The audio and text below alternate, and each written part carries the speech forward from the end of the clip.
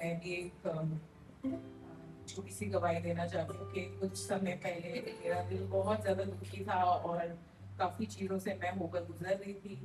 पर परमेश्वर के वचन का मैं धन्यवाद देना चाहती हूँ कि उस समय परमेश्वर के वचन ने मुझे बहुत संभाला है और अभी एक मौका भी दिया कि एक फैमिली होकर हम लोग कहीं बाहर जा सकें और उसके ऊपर और डिपेंड हो सके, परमेश्वर के ऊपर और निर्भर हो सके कुछ चीज़ों को लेके। और एक चीज़ मैं आपके सामने पढ़ना चाहूँगी, वो है भजन संहिता उसका 23 अध्याय। ये चीज़ जो है वो मेरे दिल में इतना ज़्यादा बड़ी परमेश्वर ने मुझे दिखाया कि वो एक अच्छा चरवाहा है। तो इस वजह से मुझे कभी कोई कमी नहीं होती, चाहे वो मेरे जॉब के लिए है, चाहे वो मेरे फैमिली के लिए है, चाहे वो मेरे फाइनेंस के लिए है, मुझे कोई घटी नहीं होगी। वो मुझे हरी हरी चराइयों में बिठाता है और वो मुझे सुखदायी जल के झरने के पास लेके जाता है। वो मेरे जी में जी ले आता है और धर्म के मार्गों पे वह अपने काम के नियमित मेरी अगुवाई करता है। चाहे मैं घोर अंधकार की भरी से भरी तराई में होकर चलूं, तो भी मैं हानि से ना डरूंगा, क्योंकि तू मेरे साथ रहेगा और तेरे सौंटे और तेरी लाठी से मुझे शांति मिलती है। तो मैं ये आपको इनकरेज करना चाहती हूँ कि अगर आप ऐसी अंधकार भरी तराई में हैं,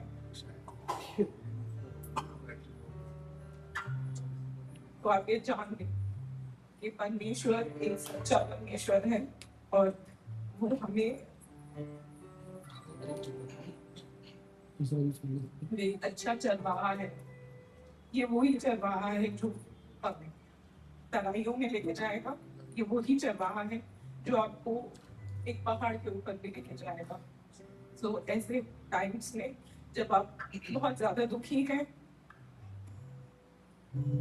और शायद आपको लगता है कि ये सब, शायद आपको ऐसा लगता है कि ये सब कुछ अब खत्म हो रहा है, या आपको समझ में नहीं आता कि जीवन आगे कैसे करना है और लोग 10 चीजें बातें कर रहे हैं आपके लिए, पर आपको जानना है कि आपका चरवाहा यीशु मसीह है। आपका चरवाहा लोग नहीं है, आपका चरवाहा आपका पति नहीं है, आपका चरवाहा आपका बेटा नहीं है, आपका चरवाहा ये समाज, ये सोसाइटी नहीं है, आपका चरवाहा यीशु मसीह है और वो ही सिर्फ एक अच्छा चरवाहा है। और इसी वजह से मैं कह सकती हूँ कि मुझे इस समय कोई घटी नहीं है।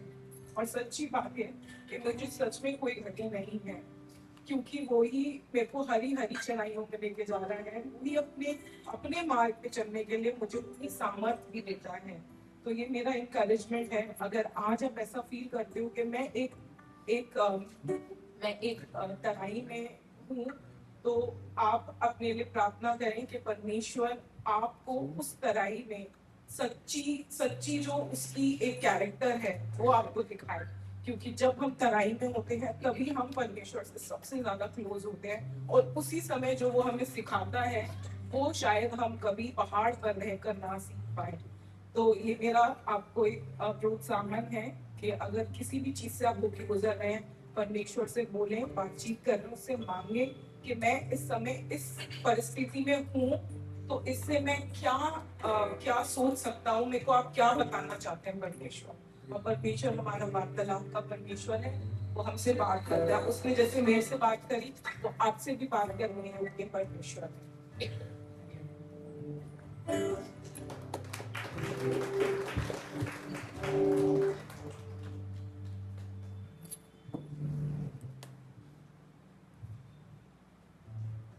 जय मसीह की।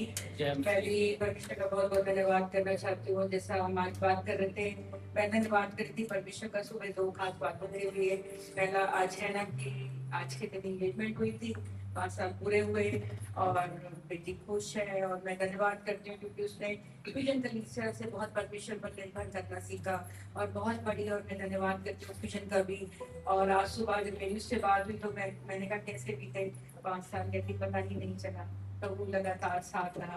तो मैं धन्यवाद करती हूँ जब हम परमेश्वर के संग संग चलते हैं तो परमेश्वर हमारे परिवार को बढ़ाता है, हमारे बच्चों को आशीष देता है। और उसी से रिलेटेड मैं सोच रही थी सुबह आज मैं, जैसा कि सिस्टर ने बताया, मैं डेजी के लिए प्रार्थना कर रही थी जिनका स्कूल है जिसमें हम लोग काम करते हैं। और मैंने उनके जीवन के लिए धन्यवाद किया, क्योंकि जब वो 9 साल की थी तो कहती थी मैं तो मिशनरी बनूंगी, बहुत बड़ी मिशनरी, पूरे हिंदुस्तान को चेंज कर दूंगी।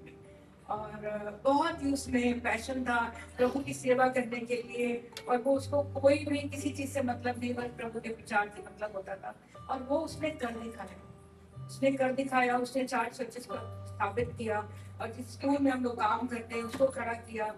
और हमेशा ही उसकी लालसा थी कि परमेश्वर के राज्य की खोज करते हैं। तो मैं धन्यवाद करती हूँ, चाहे वो दुनिया में है, दुनिया में थी नहीं है, लेकिन फिर भी वो कितने लोगों को प्रभु के राज्य में लेकर के आई। तो मैं उसके बेटे के लिए भी धन्यवाद करती हूँ, सैम्पल उसका नाम है और वो अमेरिका में सेटल है। मैं धन्यवाद करती हूँ कि बहुत अच्छे हाथों में, उसके माता नहीं है, उसके पिता नहीं है, लेकिन जो परिवार पाल रहा है वो एक माता पिता से बढ़कर है, जो परमेश्वर की शिक्षा दे रहा है। उसने सिर्फ किस चीज की परवाह की कि मैं परमेश्वर के राज्य की खोज करूं, और आज परमेश्वर के राज्य को बढ़ा रहा है।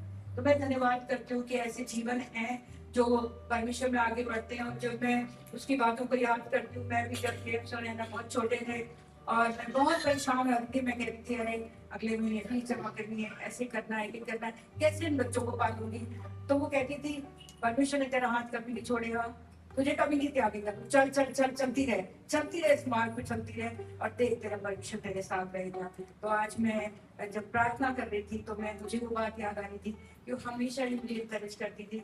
हम लोग 28 साल एक चर्च में रहे और जब भी मैं निराशा में होती थी तो वो लगातार मेरे साथ खड़ी रहती थी। मैं सब बातों के लिए परमेश्वर का धन्यवाद करती हूँ। सबको ध्यान से कि मेरी गवाही ये है कि परमेश्वर ने इस महीने, पिछले महीने 2 महीने से मुझे आज्ञाकारिता में रहना सिखाया। आज्ञाकारिता में रहने का मतलब ये होता है कि अपनी इच्छा के साथ साथ परमेश्वर की इच्छा को पहले रखना है। जैसे कि हम प्रार्थना करते हैं कि प्रभु जी ये मुझे चाहिए, मुझे जरूरत है, तो अगर उसके साथ ये कहेंगे ना प्रभु जी अगर आपकी इच्छा हो तो ये मुझे मिले, वरना मुझे जरूरत नहीं है, तो इसका मतलब ये होता है कि हम अपनी पसंद को भी परमेश्वर के हाथ में सौंपते हैं। और दूसरी बात ये कि मेरी गवाही तो ये है कि मेरे रेस्टोरेंट के जो ऑनर है वो एक दिन आए मेरे पास, मुझसे कहने लगे, मैं स्टूडियो आराधना सुन रहा था, मैं तो बात करता नहीं, मुझसे अपने भी बात करने लग जाते हैं, तो मैं करता नहीं। तो कहने लगे यहाँ क्या कर रहा है, ये क्या हो रहा है, फालतू के सवाल पूछ रहे मेरे से। अब मैंने कहा मैं क्या बोलूँ, मैं पास से उनसे उठ के जाने लगा। तो फिर मुझसे कहने लगे अबे यार तू जा क्यों रहा है, तो उनसे डरता है क्या। अब जैसे उनसे शब्द निकले बनाए, अंदर से करंट सा लग गया मुझे। मैंने प्रभु जी से क्या कह दिया या क्या बोलूं से मैं डरूंगा इससे, मैं तो आपसे डरता हूँ, ये तो फिर आपकी बराबरी करने की सोच रहा है। तो फिर मैंने जैसे सोचा ना तो कुछ जवाब दूंगा, हल्का सा मुस्कुराया तो प्रभु जी से क्या बोलूंगा। तो उसने छोड़ते हुए एकदम ही बोल दिया कि अब तो यीशु बन जाएगा। तो मैंने प्रभु से पूछा ना, तो प्रभु जी ने बताया कि ना इस साल ना आज्ञाकारिता में चलने के इससे ना धीरे धीरे परमेश्वर के प्रभु के ऐसा होता जा रहा हूँ। लोगों को तो दिखता है, उन्हें पता है कि मैं बोलता कम, मेरे ईगो वैसे ही ज्यादा बोलता है। तो उसमें परमेश्वर का धन्यवाद हो कि लोगों ने बिना बोले समझना शुरू कर दिया, वरना समझाना तो मेरे को वैसे बहुत मुश्किल लगता है। धन्यवाद हो परमेश्वर का, और जितना धन्यवाद दूँ कम है, क्योंकि मैं कैसे कैसे कैसे यहाँ तक पहुँचा हूँ मैं ही जानता हूँ।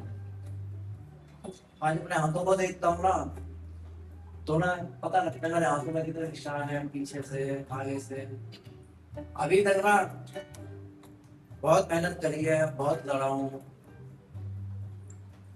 उसमें हर पल परमेश्वर साथ है।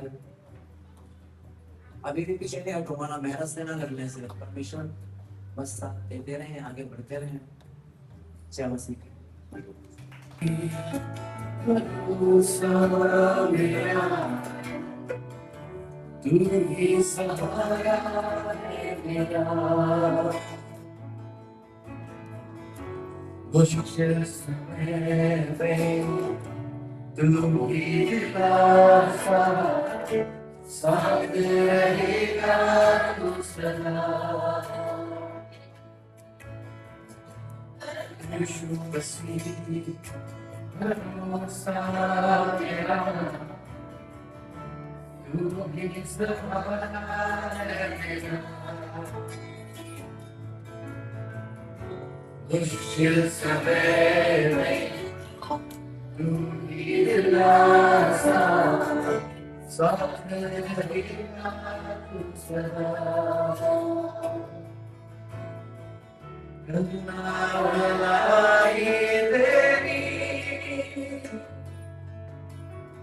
सदा रहेगी मुझ पर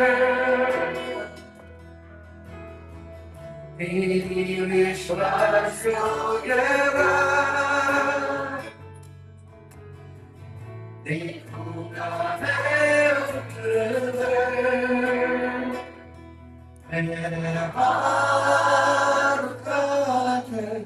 गाऊंगा यीशु तेरा नाम रहे ऊंचा मैं हार उठाकर गाऊंगा यीशु तेरा नाम रहे ऊंचा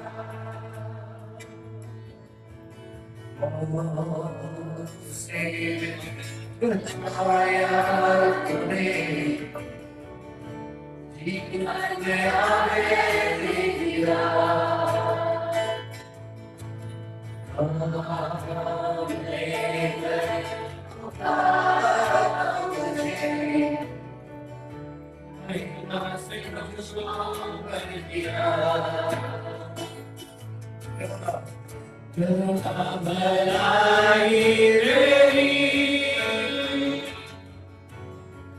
सदा रहेगी मुझ पर तेरी विश्वास योग्यता जीतूंगा मैं उम्र मैं हाथ उठाकर गाऊंगा यीशु तेरा नाम रहे ऊंचा मैं हाथ उठाकर गाऊंगा यीशु तेरा नाम रहे ऊंचा आदर और महिमा हो तेरी तू ही हमारा खुदा पूरी हो तेरी मर्जी हरे तेरा राजा आदर और महिमा हो तेरी तू ही हमारा खुदा पूरी हो तेरी मर्जी हालेलुया हाथ उठाकर गाएंगे यीशु तेरा नाम है ऊंचा हाथ उठाकर गाएंगे यीशु तेरा नाम है ऊंचा हाथ उठाकर गाएंगे यीशु तेरा नाम है ऊंचा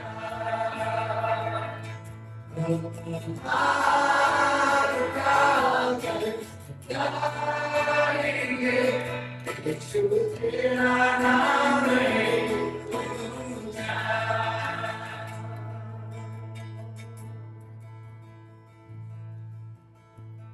करुणा भलाई तेरी सदा रहेगी मुझ पर तेरी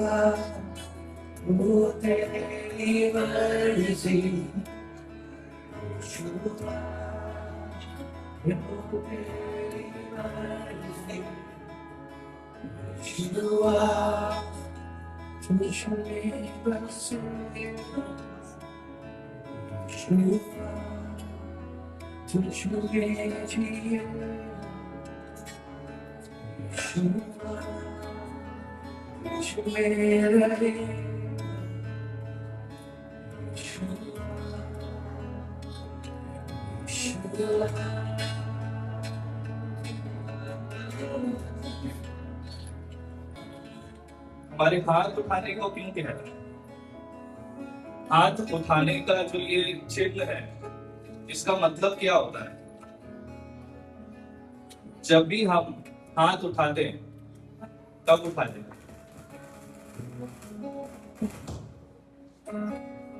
अगर आपके सामने किसी ने बंदूक पकड़ के रखी हो, तब हम क्या करते हैं? हाथ उठाते हैं, है ना? कभी आपको पनिशमेंट मिली है स्कूल में? टीचर क्या कहती है? हाथ खड़े करके खड़े रहो, हाथ उठा के खड़े रहो। तो ये जो हाथ उठाने का जो ये चिन्ह है, ये एक्शन है, इसका मतलब है कि हम समर्पण कर रहे हैं, पूर्ण समर्पण कर रहे हैं। और इसीलिए ये जो गीत है, ये हमें कहता है कि मैं हाथ उठाकर गाऊंगा। इसका मतलब है कि मैं प्रभु को पूर्ण संपूर्ण मन से सब कुछ समर्पित करके, मैं उसके सामने नतमस्तक होके, अपने आप को न्यौछावर करके मैं परमेश्वर के सामने उपस्थित हूँ। याकूब उसका 4 अध्याय कहता है, इसलिए परमेश्वर के अधीन हो जाओ और शैतान का सामना करो तो वो तुम्हारे पास से भाग निकलेगा। परमेश्वर के निकट आओ तो वो भी तुम्हारे निकट आएगा। हे पापियों, अपने हाथ शुद्ध करो, और हे दुचित्ते लोगों, अपने हृदय को पवित्र करो। दुखी हो और शोक करो और रो, तुम्हारी हंसी शोक में और तुम्हारा आनंद उदासी में बदल जाए।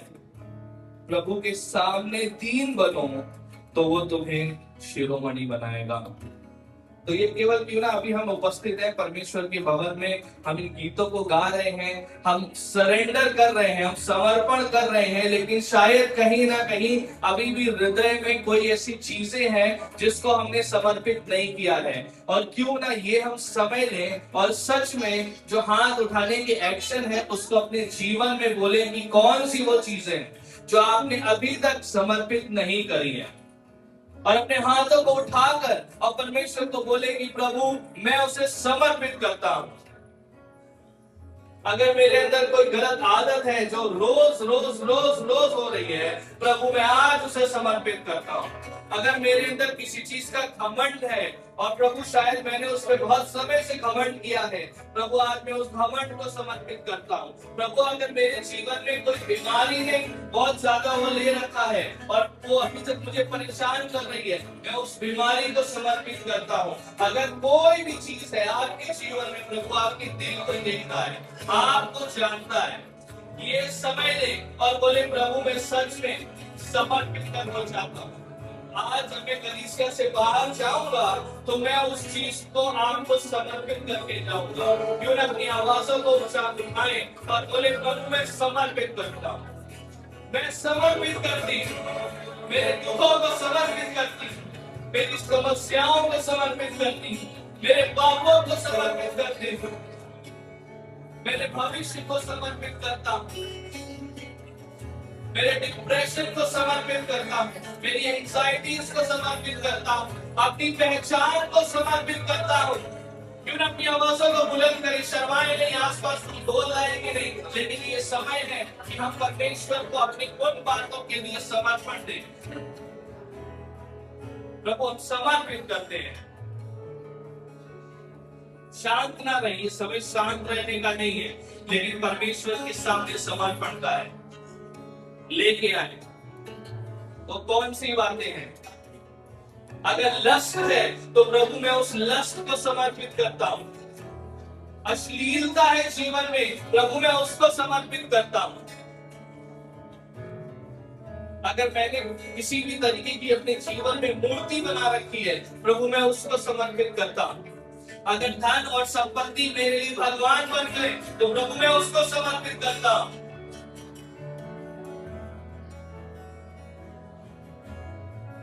अगर मेरे जीवन में किसी भी और चीज का भय है तो उस भय को प्रभु में समर्पित करता हूं।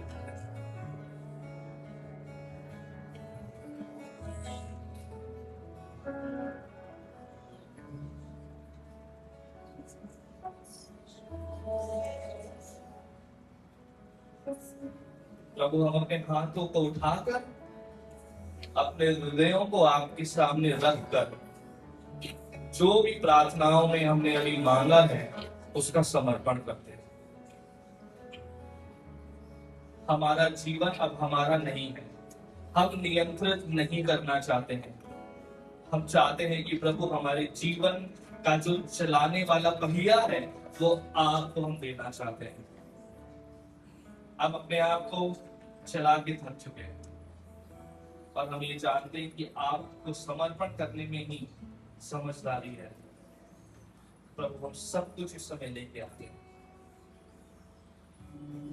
और अपनी इच्छा से हम उसको समर्पित करते हैं, केवल अपने भावनाओं से नहीं परंतु अपने एक्शन से भी। प्रभु कि जब वो आज इस द्वार से निकलेंगे तो हम जानते हैं कि प्रभु आप हमारे साथ अभी इसी समय उपस्थित हैं और आप हमारे साथ जब हम यहाँ से बाहर जाते हैं तब भी उपस्थित होते हैं। हम आपके भय में जीना चाहते हैं, आपको पूर्ण समर्पण देंगे प्रभु।